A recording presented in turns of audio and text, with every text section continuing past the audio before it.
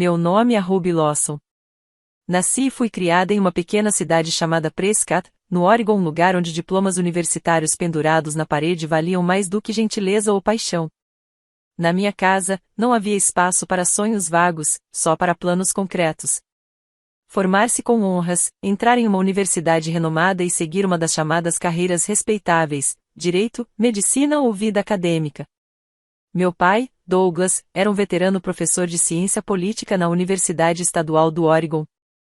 Sempre impecável, com postura ereta, terno alinhado e um jeito de falar que parecia um discurso constante. Minha mãe, Linda, era diretora da única escola secundária da cidade.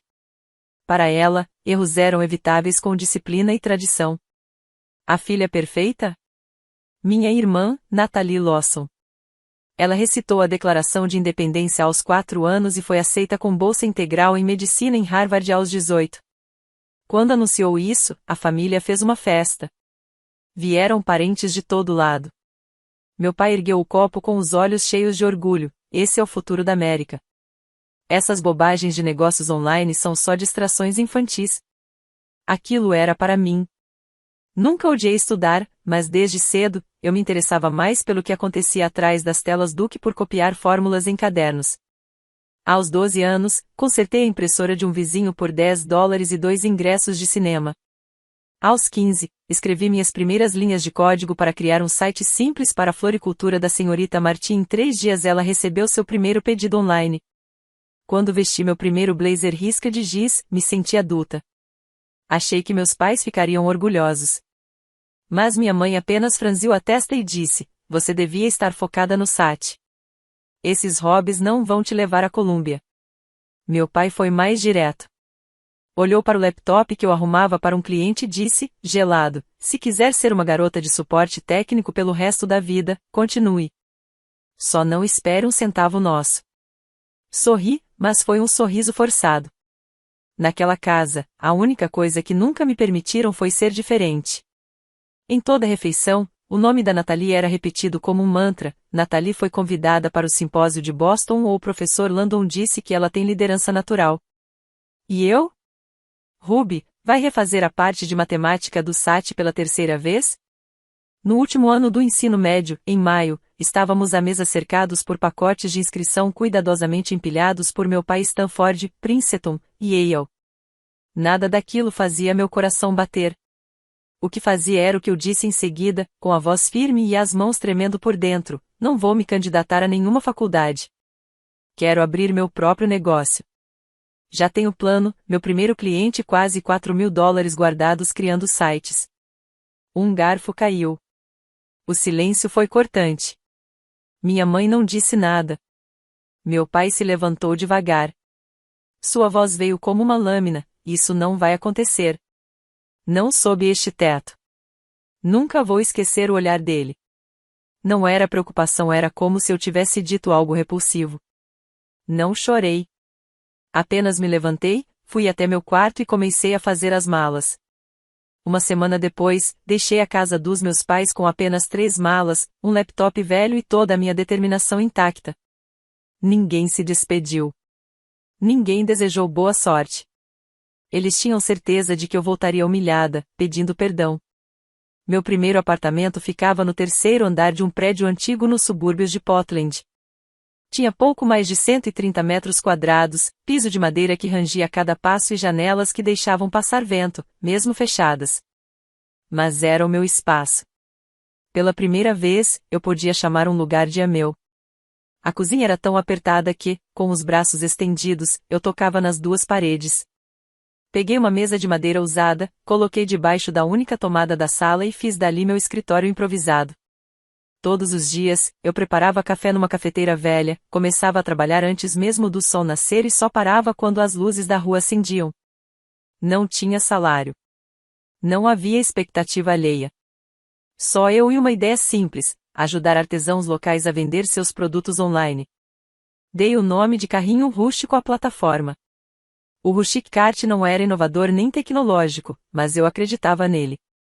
O Oregon estava repleto de gente talentosa, ceramistas, artesãos de velas, tecelões e quase nenhum deles sabia como vender seu trabalho pela internet. Eu criava sites simples e cobrava 5% de cada venda feita. O resto ficava com o artesão. Nas primeiras semanas, eu passava o dia programando e, à noite, enviava e-mails frios para lojinhas de artesanato. A maioria não respondia. Alguns perguntavam: "Você estuda onde?" Quando eu dizia que nunca fui para a faculdade, o silêncio era a resposta. Um deles até mandou um emoji rindo, junto com "boa sorte com isso." Minha conta bancária esvaziou mais rápido do que imaginei. Passei a viver de miojo, ovos cozidos e feijão enlatado. Toda noite eu ligava o aquecedor no máximo não só para afastar o frio, mas também o medo que crescia em silêncio pelos cantos do meu apartamento. Uma vez, liguei para minha mãe só para ouvir sua voz.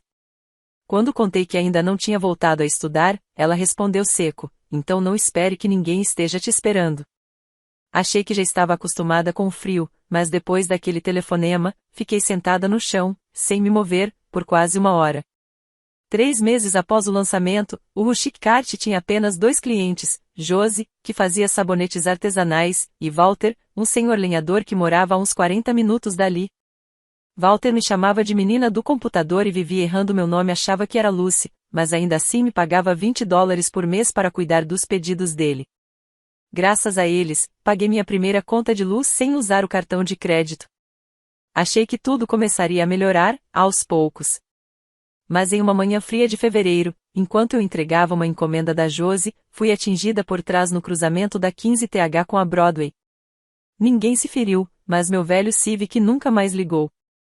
O conserto custaria quase $800, dinheiro que eu não tinha. Sentei no meio da sala, cercada por rolos de fita adesiva e contas em atraso, me perguntando se tinha feito a escolha errada. Naquela noite, decidi ir ao encontro de pequenos empreendedores na biblioteca do centro, um evento gratuito que eu tinha visto num site comunitário e ignorado por semanas. Eu nem sabia o que procurava. Talvez só o alívio de estar numa sala com outras pessoas lutando tanto quanto eu. Foi ali que conheci Marca Bennett, uma mulher de 50 anos, cabelos grisalhos bem presos, roupa simples e um olhar firme que parecia enxergar direto através de mim. Ela era fundadora da Ledger Flow, uma pequena empresa de software de contabilidade, e naquela noite compartilhava lições valiosas sobre como escalar um produto. Quando a sessão de perguntas chegou ao fim e a sala começou a esvaziar, respirei fundo, esperei até que quase todos tivessem saído e me aproximei, nervosa. Estendi para ela meu cartão de visita feito à mão, tremi tanto que quase o deixei cair. Sou o Ruby. Criei uma plataforma que ajuda artesãos a venderem online. Não tenho diploma, nem investidores. Mas já tenho clientes reais. Renda real, mesmo que pequena. Arsha ficou em silêncio por alguns segundos. Depois, sorriu e me estendeu a mão. "Você tem dados de clientes?" perguntou. Assenti, abri meu velho laptop e mostrei a ela os pedidos registrados, os gráficos de crescimento. Nada impressionante, mas consistente. Ela analisou algumas planilhas e disse: "Você não precisa de mais vendedores individuais. Você precisa de clientes B2B." Fiquei confusa. Então ela explicou: "Em vez de vender uma barra de sabão por vez, por que não vender o seu sistema de gerenciamento de pedidos para dezenas de lojas de artesanato ao mesmo tempo?" O propósito era o mesmo: ajudar, só que em uma escala muito maior e com muito mais impacto. Você já tem a base. Agora é hora de reestruturar. Conversamos até quase 10 da noite. Na volta para casa, mesmo com a perna latejando do acidente daquela manhã, eu me sentia leve. Como se uma porta tivesse se aberto diante de mim e eu finalmente estivesse pronta para atravessá-la. Logo após aquele encontro com a Arsha, renomeei a empresa para Craft Logic Solutions. O antigo nome já não refletia mais quem eu era nem a direção para onde estávamos indo. Sob a mentoria dela, deixei de lado a ideia de uma lojinha virtual voltada ao consumidor e passei a desenvolver um software de gerenciamento de cadeia de suprimentos, feito sob medida para pequenas e médias empresas artesanais, um nicho quase esquecido pelo mercado. No primeiro mês após a transição, dormi no máximo 3 horas por noite. Reescrevi todo o sistema em uma nova estrutura e lancei uma campanha de e-mail direcionada a lojistas independentes da costa oeste. Cada novo contrato me ajudava a quitar o conserto do carro, manter a hospedagem da plataforma, e finalmente, contratar meu primeiro estagiário. Jared era um estudante de design de UX que conheci em um evento da comunidade. trabalhávamos no meu apartamento, usávamos caixas de macarrão instantâneo como mesas e prendíamos um quadro branco na porta da geladeira. Era tudo improvisado, mas naquele pequeno espaço, a lógica por trás do ofício começou a ganhar forma. No outono, após mais de 100 e-mails enviados no escuro, recebi uma resposta do departamento de operações de uma rede chamada Maple & Sage, especializada em móveis artesanais. Tinham 36 lojas espalhadas por 6 estados e ainda usavam um sistema ultrapassado de gestão, lá dos anos 2000. A mensagem era direta, assinada por Rebecca Tran: seu software rastreia estoque por loja? Envie uma demonstração. Li aquele e-mail 10 vezes. Jared e eu passamos 5 dias sem dormir montando uma demo ao vivo, simulação de múltiplos estoques, gerenciamento de pedidos, painel claro, navegação simples, alertas inteligentes. Quando Rebecca nos ligou de volta, foi direta: precisamos desse sistema implantado em 60 dias. Vocês conseguem entregar? Olhei para Jared. Ele apenas sorriu e fez sinal de positivo. Sim, respondi. Mas vou precisar me reunir com sua equipe técnica para integrar as apps de contabilidade e envio.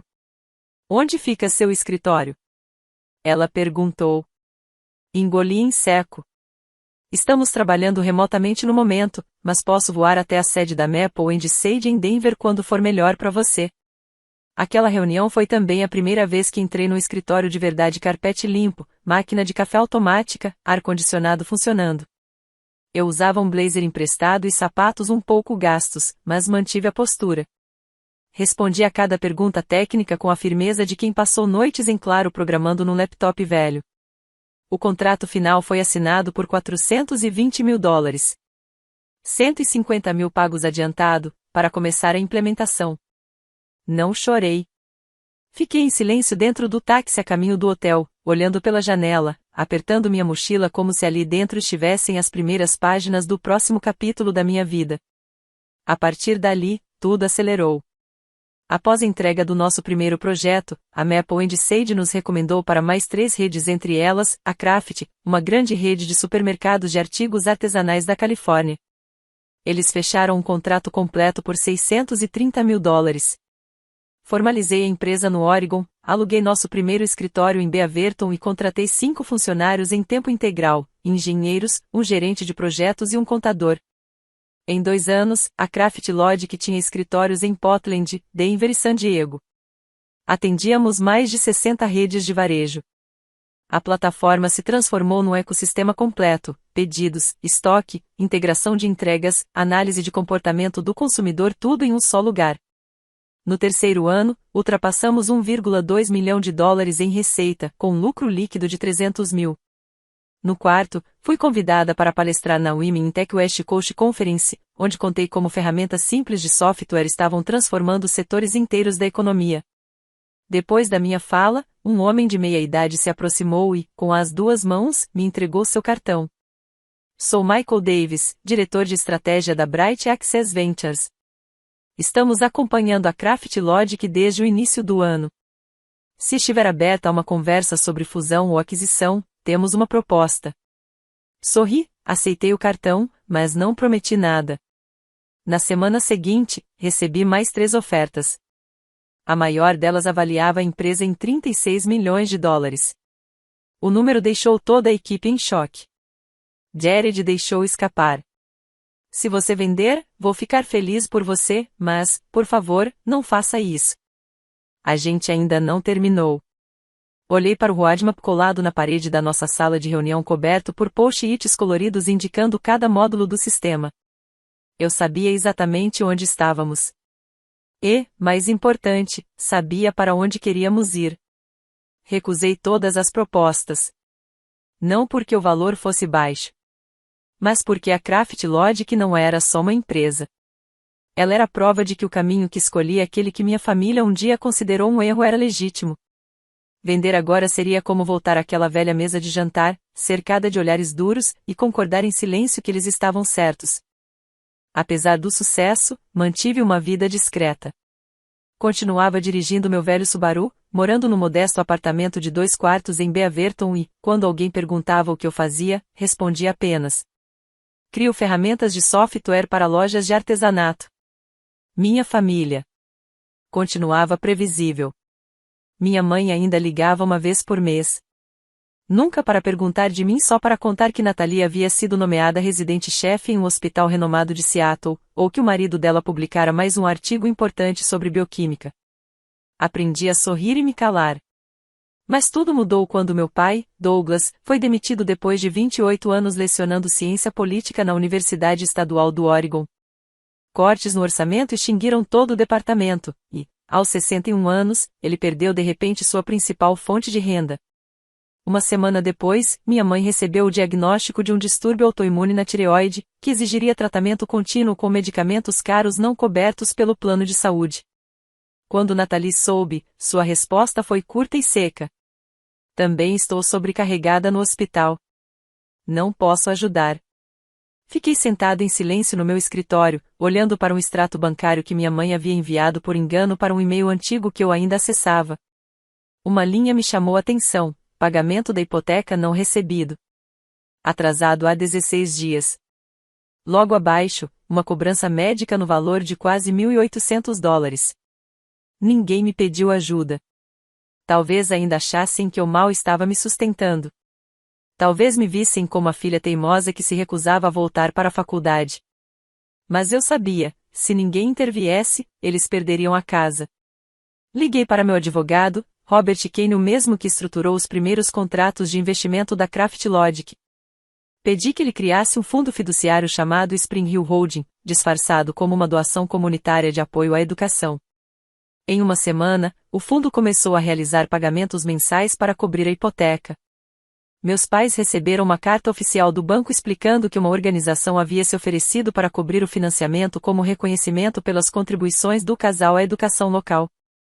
Eles não fizeram perguntas. Ao mesmo tempo, pedi ao Robert que criasse uma empresa fictícia, a Brickstone Consulting, registrada em Boise. Por meio dela, redigimos um contrato falso, contratando meu pai como consultor educacional para desenvolver um manuscrito sobre currículo de educação cívica moderna. Pagamento: $2.000 por mês. Ninguém investigou. Ninguém questionou. Meu pai começou a contar aos amigos, com orgulho, que havia sido nomeado conselheiro educacional estadual. Minha mãe, aliviada, acreditou que algum benfeitor anônimo havia surgido para ajudá-los naquele momento difícil. E eu continuei aprovando as transferências todos os meses sem jamais pedir agradecimento. Mas não parou por aí. Em junho do ano passado, descobri que Natalie havia dado à luz gêmeos. Por conta dos custos inesperados da cesariana, ela precisou adiar a matrícula das crianças na creche bilíngue que tanto exaltava. Poucas semanas depois, 2 bolsas de estudo chamadas Northwest Infant Potential Development Fund apareceram nos registros da escola, no valor de $9.500 por ano, cada uma destinadas, exatamente, a Jacob e Lily Winters. Natalie postou no Facebook, em letras garrafais: "É um milagre. Deus sempre provê, do jeito dele." Li aquilo e dei um sorriso seco. Nos últimos 3 anos, gastei mais de $120 mil para manter esse apoio: casa, saúde, escola, e o salário do meu pai. Tudo feito legalmente. Tudo cuidadosamente estruturado para manter meu nome oculto. Eu vivia 2 vidas. No trabalho, era Ruby Lawson, CEO da Technology Weekly, conhecida como a feiticeira da tecnologia do setor artesanal. Fechava contratos milionários, palestrava em conferências e voava de jatinho quando necessário. Na minha família, continuava sendo a filha que abandonou os estudos, provavelmente vendendo bugigangas pela internet. Todo Natal, voltava para casa em um carro alugado simples, usando um casaco velho. Sempre escutava minha mãe perguntar: "Você ainda não pensou em voltar para a faculdade?" E meu pai, sentado à mesa, apenas assentia com a cabeça, como se estivesse me perdoando por não ter virado alguém de verdade. Eu nunca respondia. Apenas sorria, como aprendi a fazer, e continuava pagando todas as contas em dia. Naquele ano, o Dia de Ação de Graças caiu em uma quinta-feira fria e chuvosa nos subúrbios de Salem. Voltei para casa levando uma garrafa de vinho tinto de Napa Valley, uma pasta com quase 40 páginas impressas em cores e um pendrive com a apresentação que fiz na Conferência de Tecnologia de Seattle, em setembro. Esperei muito tempo por aquele dia. Assim que entrei, vi minha mãe, linda, servindo o recheio em pratos de cerâmica, com aquele ar apressado e ocupado que ela usava todo dia de ação de graças. Meu pai, Douglas, estava na poltrona, com a seção de negócios do jornal aberta no colo. Só me lançou um aceno breve, em vez de um cumprimento. Nathalie desceu as escadas arrumada como se fosse posar para uma capa de revista médica. O marido dela, Matthew, acabava de tirar os gêmeos dos assentos de elevação e cochichou. Nada de deixar as crianças encostarem no laptop esquisito da tia Ruby, hein? Ninguém quer que seu filho aprenda a programar aos 3 anos. Não reagi. Apenas sorri, um sorriso curto, treinado. O jantar começou pontualmente às 18 horas. Como sempre, minha mãe fez um brinde à saúde e à união familiar. Como esperado, meu pai emendou com um discurso de 3 minutos exaltando as conquistas médicas de Nathalie. Agradeceu a sorte de ter um genro como Matthew, que valoriza o conhecimento e vibra ao ver os netos superando os marcos do desenvolvimento infantil. Nenhuma palavra sobre mim. Enquanto todos começavam a servir o peru, coloquei calmamente a pasta sobre a mesa, bem diante dos meus pais. Gostaria de compartilhar algo hoje. Minha mãe parou, franzindo a testa como se eu tivesse derramado molho na toalha. Nathalie lançou um olhar de desconfiança para os papéis. Peguei a primeira folha e a abri sobre a mesa. Era uma cópia do Technology Weekly, página central, com uma foto minha sorrindo algo raro e a manchete em destaque. Ruby Lawson, fundador e CEO da Craft Logic Solutions, a plataforma que está revolucionando o setor artesanal nos Estados Unidos. Meu pai pegou a revista e a folheou como se procurasse sinais de falsificação. Onde você conseguiu isso? Perguntou, com a voz mais gelada que o vento lá fora. Da minha própria vida. Eu administro a Craft Logic há 8 anos. Hoje, a empresa tem mais de 180 funcionários em 3 cidades e está avaliada em 47 milhões de dólares. E, mãe, pai, sou eu quem sustentou esta família nos últimos 4 anos. Abri a pasta. Mostrei os comprovantes, transferências da Spring Hill Holding para a hipoteca, documentos do plano de saúde da minha mãe pagos por um fundo privado, o contrato fictício da Bridgestone Consulting garantindo o salário mensal do meu pai, as cartas das bolsas escolares de Jacob e Lily. Tudo documentado. O silêncio foi absoluto. Meu pai empurrou a cadeira para trás e se levantou bruscamente, o rosto vermelho. Isso é invenção. Uma desistente da faculdade sem diploma não vira milionária do dia para a noite. Pode mentir pro mundo, mas não insulte nossa inteligência. Você está mentindo para si mesma. Eu fiquei quieta porque achei que o orgulho da família precisava ser preservado, respondi. Mas eu cansei. Cansei de esconder quem sou só para ser tolerada aqui dentro. Minha mãe sussurrou, quase com medo da própria pergunta. Por quê? Por que você nunca nos contou? Olhei diretamente para ela. Porque toda vez que eu falava, você me olhava como se eu fosse um erro. Um acidente. Como se eu nunca tivesse pertencido a este lugar. Então eu escolhi ajudar em silêncio. Nathalie se inclinou sobre a mesa, os cotovelos firmes, o tom cortante. Trabalhei 14 horas por dia para ser médica. E agora você vem com esse papo de que escreve código no computador e virou CEO? Isso é ridículo. Eu não diminuo seu esforço, Nathalie. Mas você não é a única que lutou. Eu dormi em cima do teclado, comi macarrão cru porque não tinha gás para ferver água. Eu construí isso do zero. Meu pai bateu com força na mesa. Basta. Não quero ouvir mais nada. Você é uma fraude. Uma vergonha para essa família. Só conseguiu dinheiro porque mentiu. Levantei-me devagar. Então é isso. Vocês não querem saber quem eu realmente sou. Só querem que eu seja a versão perfeita que imaginaram. Tudo bem. Recolhi os documentos, guardei-os na pasta com calma. Quando me virei para sair, senti a mão da minha mãe no meu pulso. Ruby, e a pensão do mês que vem? Olhei para ela, a voz baixa, firme.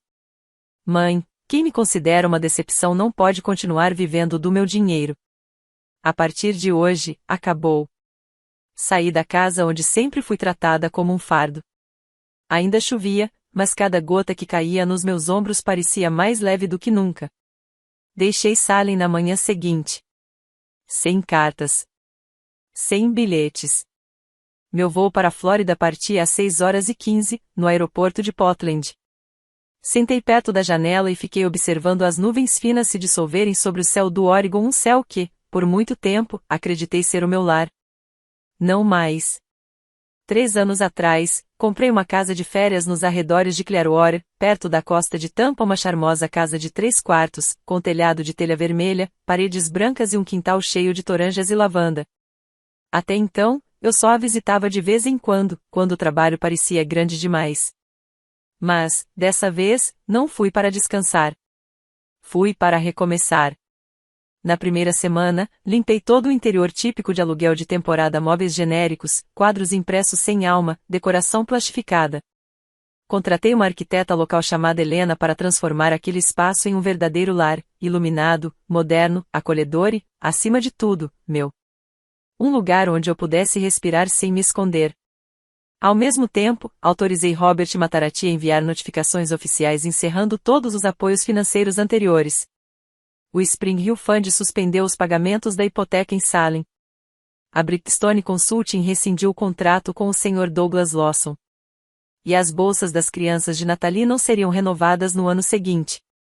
Nenhuma explicação foi dada. Nenhuma era necessária. Eu não devia mais nada a ninguém. 2 semanas depois, entrei na nova sede da Craft Logic no West Bay Business District, no coração de Clearwater. Um espaço no 9º andar de um prédio envidraçado com vista para o mar, banhado por luz natural sobre piso de nogueira escura. Lá, reencontrei 3 membros fundamentais da antiga equipe de Portland, Jared, Raquel e Dominique, que se mudaram voluntariamente para me ajudar a recomeçar. Estamos zerando tudo, né? Perguntou Raquel na nossa primeira reunião. Isso mesmo. Chega de anonimato, chega de vida dupla. Esse é o capítulo mais livre da empresa e da minha vida. A Craft Logic não só sobreviveu à transição, como floresceu. No primeiro trimestre, fechamos com 3 novos clientes na Flórida e uma proposta de reavaliação de um fundo de Boston 59,7 milhões de dólares, sem incluir os novos produtos de inteligência artificial que estávamos desenvolvendo. Eu não precisava mais usar jeans velhos para parecer simples. Nem esconder meu Sartwat sob a manga da blusa. Não precisava mais fingir que era uma fracassada só para ser tolerada. Eu era Ruby Lawson, fundadora e CEO, sem ressalvas. Comecei a me envolver mais com a comunidade empresarial local. Em uma noite de sexta-feira, durante um evento da Florida Women in Tech, conheci Caleb Meyer, consultor de transformação digital para ONGs. Tinha um sorriso tranquilo e aquele tipo de aperto de mão que transmite familiaridade imediata. Conversamos sobre como usar a tecnologia para conectar jovens empreendedores rurais e, depois, sobre garopas ao vapor num restaurante tailandês da região. 3 semanas depois, estávamos jantando pela 3ª vez. E, dessa vez, não falamos sobre trabalho. Caminhamos descalços pela praia à noite, dividindo um par de fones de ouvido, ouvindo nossas músicas favoritas da adolescência. Eu não precisava explicar o que minha empresa fazia. Nem me esquivar de perguntas sobre dinheiro. Você é a única pessoa que conheço que construiu uma empresa inteira e conseguiu manter isso em segredo do mundo, disse Caleb, enquanto estávamos sentados na varanda, ouvindo o som suave das ondas. Eu ri. Talvez porque, no fundo, eu achava que, se soubessem, tentariam me moldar em algo que eu não era. Mas agora, se alguém não consegue aceitar quem eu sou de verdade, então não tem espaço na minha vida. Brindamos nossos coquetéis de menta e abacaxi como quem sela uma promessa leve, sem pressa. Ainda me lembro daquele último jantar na casa dos meus pais. Cada mordida, cada olhar, cada comentário carregado de julgamento. Mas hoje, ao invés de deixar essas memórias me ferirem, eu as uso como termômetro. Cada dia vivido com verdade é um dia de vitória. Comecei a pensar nas pessoas como eu, jovens sem diploma, mas cheios de ideias. Nem todos têm o luxo de passar anos no escuro até que alguém como Marsha Bennett cruze seu caminho. Por isso, fundei a Ruby Foundation, com o primeiro programa chamado Forge Forward Grant, um fundo de apoio financeiro e mentoria para fundadores promissores sem diploma universitário, mas com um plano real e vontade de transformar o mundo. Não perguntávamos onde eles estudaram. Só nos importava o que queriam construir e por quê. O anúncio do fundo aconteceu num auditório modesto no Clearwater Tech Hub, sob o sol quente de abril e o aroma de café recém-passado da barraquinha da esquina. Subi ao palco sem roteiro, sem teleprompter. Só eu. Há jovens que constroem a cadeira de madeira perfeita aos 16 anos. Outros criam algoritmos de filtragem de conteúdo sem jamais ter frequentado uma aula de ciência da computação. Se negarmos uma chance a essas pessoas só porque não possuem o diploma certo, é a sociedade que sai perdendo. Recebemos quase 500 inscrições nas primeiras 6 semanas. A primeira bolsa de $20 mil foi para Alicia Monroe, 22 anos, de El Paso, Texas. Sua proposta, uma plataforma de agendamento para clínicas locais. Durante nossa primeira videochamada, ela chorou. Achei que ninguém me escolheria, minha sessão de educação só diz ensino médio. Sorri e disse: talvez você só não tenha encontrado o avaliador certo até agora. O Ford Forward não é só um fundo. É uma resposta a um aceno para a versão de mim mesma aos 19 anos, encolhida num apartamento de 42 metros quadrados, desejando que alguém acreditasse nela. Numa tarde de junho, enquanto regava a lavanda no jardim, meu telefone tocou. Era Nathalie. Pensei em deixar cair na caixa postal. Mas atendi. Sou eu, disse ela. A voz já não era áspera. Estava baixa, um pouco trêmula. Como você tem estado? Bem. O silêncio do outro lado durou o suficiente para que eu ouvisse o vento atravessando a linha. Não estou ligando para pedir nada. Só queria agradecer. Por tudo. E pedir desculpas. Não um pedido genérico. Uma desculpa verdadeira. Desculpa por não ter te enxergado. Fui até a cozinha, enchi um copo d'água, e minha voz saiu firme, mas com a garganta apertada. Obrigada por ligar. Não abri todas as portas após aquela ligação. Mas comecei a responder mensagens. Perguntei da saúde dos gêmeos. Mandei um feliz aniversário para o Matthew. Ainda mantendo distância que me fazia bem. Até que, numa manhã de domingo, recebi uma carta à mão. O remetente, Douglas Lawson. A caligrafia, inclinada e firme, era a mesma com que ele corrigia redações quando lecionava. R.O., não sei por onde começar, então serei direto. Eu estava errado. Errado em acreditar que há só um caminho para o sucesso. Errado em deixar meu orgulho me cegar para o que você construiu. Quando você contou tudo naquela noite, eu desmoronei. Não por você. Mas por mim. Porque percebi que já não era o pai de que você precisava. Se não quiser me perdoar, vou entender. Mas saiba, estou orgulhoso. Li a carta 10 vezes. Não chorei. Mas minha garganta fechou com algo que eu não soube nomear. Talvez fosse alívio. Talvez mágoa. Não liguei de volta de imediato. Mas alguns dias depois, enviei um cartão postal de Sarasota. Obrigada por escrever. Estou construindo a vida com que sempre sonhei. Se quiser fazer parte dela, a única condição é respeito. Mantive meus limites. Não me iludi com a ideia de uma família perfeita. Mas dei a eles uma segunda chance nos meus termos. Durante um jantar informal com a comunidade de startups femininas de Tampa, compartilhei minha história. Sem floreios. Sem drama.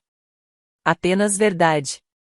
Às vezes, a melhor coisa que você pode fazer por si mesmo é parar de buscar amor de quem se recusa a te entender. A sala ficou em silêncio por alguns segundos. Depois veio o aplauso. E eu soube, não estava só me curando. Estava abrindo caminho. Num fim de tarde, lendo o jornal na varanda dos fundos, o telefone tocou. Na tela, ligação de telefone fixo, Salem, OR. Pensei em ignorar. Mas atendi. É a mamãe, linda. Permaneci em silêncio. Seu pai e eu estamos pensando em ir para a Flórida no mês que vem. Gostaríamos de saber se poderíamos te ver. Ela disse isso como quem sugere um passeio leve. Mas cada palavra pesava como um mundo. 2 anos atrás, me chamaram de desgraça. Agora queriam me ver. Não por dinheiro. Não por doença. Só, me ver. Respirei fundo e perguntei, calmamente. Em que papel exatamente vocês querem me ver? Como a filha que um dia vocês expulsaram, ou como a CEO que ninguém mais pode ignorar? Perguntei em silêncio. Mas minha mãe respondeu em voz baixa. Como minha filha. Só minha filha, se você permitir. Não dei nenhuma resposta naquele dia. Não porque estivesse magoada, mas porque precisava me perguntar, com honestidade, ainda havia algo que eu queria daquele reencontro? 3 semanas depois, escolhi uma cafeteria pequena à beira-mar, em Clearwater. A brisa do oceano balançava as palmeiras como se fosse trilha sonora. Cheguei cedo, sentei numa mesa externa, pedi um café gelado, e esperei. Pontualmente às 9 horas, meus pais chegaram. Douglas andava mais devagar do que eu lembrava, o cabelo quase todo branco. Mamãe usava um vestido florido bege, e seu rosto parecia menos rígido. Eles se sentaram. O silêncio durou mais de 1 minuto. Mas, pela primeira vez, meu coração não apertou. Eu estava calma. Inteira. Como a água parada da baía à frente. Meu pai quebrou o silêncio. Li sua entrevista na Founders Weekly. O que você construiu é impressionante. Assenti, sem sorrir. Apenas disse. Obrigada. Mamãe tocou a mesa com a ponta dos dedos. Levamos muito tempo para entender que você nunca precisou ser cópia de ninguém. Olhei bem nos olhos dela. Não diga isso só para amenizar. Não estou aqui para mais um discurso ensaiado. Ela baixou os olhos. E, por um momento raro, vi minha mãe, a mulher que sempre se apoiou em regras, incapaz de controlar o que mais importava. Meu pai respirou fundo. Você me perguntou, um dia, se eu não te via como orgulho da família, então o que via? Hoje, vejo o quanto eu estava errado. Não esperava por isso. Mas também não deixei que isso me definisse. Pai, mãe, eu não vivo mais para aprovação. Não construí essa vida para ser elogiada. Passei os últimos 2 anos sendo verdadeira comigo mesma. E nada disso me faz querer voltar à versão antiga de mim. Minha mãe apenas assentiu. Não havia raiva. Nem negação. Só um gesto lento, quase cansado. Conversamos por mais 20 minutos sobre o clima, o novo parque, os filhos da Nathalie, ainda que eu não estivesse pronta para vê-los. Ao sair, mamãe me abraçou. Sem força, sem lágrimas só o suficiente para eu sentir, pela primeira vez, que aquele gesto não queria me moldar. Eles voltaram para Salem naquela noite. Não olhei para trás. Caminhei pela praia e mandei uma mensagem pro Caleb. Foi hoje, escrevi. Ele ligou na hora. E então? Sentei na frente dele sem raiva, sem carência, e, ainda assim, completamente eu. Ele sorriu do outro lado da linha. Então você já venceu, Ruby. Hoje, todos os domingos à noite, há jantar no meu quintal. Uma mesa comprida, luzes penduradas, pão caseiro e vinho compartilhado. Caleb está lá. Jared também. E os jovens fundadores do Ford Forward. Não falamos de valuation. Falamos de propósito, escolhas e sobreviver com integridade. Não preciso mais de uma família que me aceite de volta. Tenho uma comunidade que me escolheu desde o começo sem condições. Entendo agora, com clareza, ninguém precisa nascer numa família perfeita para viver uma vida plena. Só precisa ter coragem de construí-la por conta própria. Eu não perdoei porque eles mudaram. Perdoei para ser livre. E, pela primeira vez na vida, não estou avançando para provar nada. Estou avançando porque, já sou inteira. Sucesso não é sobre provar nada a ninguém. É sobre viver com liberdade, com honestidade e sem medo de ser quem se é. E você? O que pensa da escolha de Ruby? Você teria coragem de viver sua própria verdade, mesmo que isso significasse abrir mão da aprovação da sua família?